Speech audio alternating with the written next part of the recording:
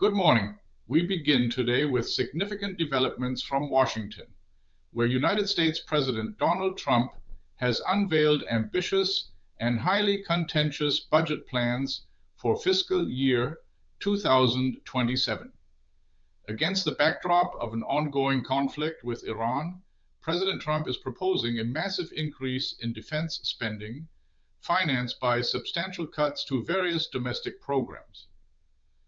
The White House budget document, recently released, details a plan to dramatically boost the nation's military budget. President Trump seeks to increase the defense allocation by an astonishing $500 billion, pushing the total to an unprecedented $1.5 trillion. This significant investment in the military is directly linked by the administration to the current state of war with Iran, emphasizing the need for robust national security in a volatile global landscape. However, this proposed military expansion comes with a clear directive for austerity in other sectors. The administration is calling for a 10% reduction in discretionary spending outside of defense. The White House anticipates saving approximately $73 billion by reducing or entirely eliminating what it describes as woke, instrumentalized, and wasteful programs.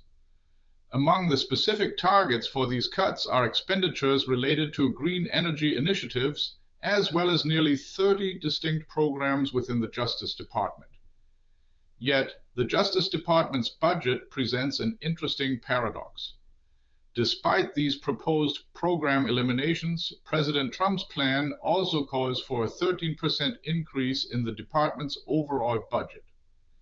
This boost is specifically aimed at strengthening law enforcement efforts to combat violent criminals, indicating a strategic reallocation of resources within the justice system.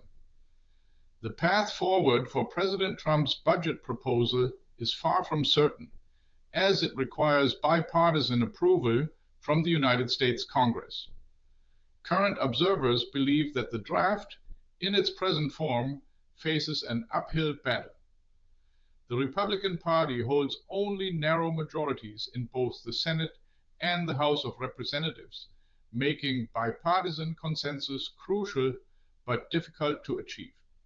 Indeed, doubts about the sheer scale of the proposed military budget increase are not limited to one party. Both Democrats and Republicans have expressed significant reservations.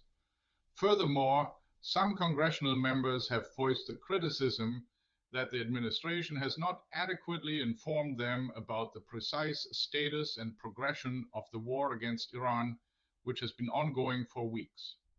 Resistance is also mounting against the planned domestic cuts.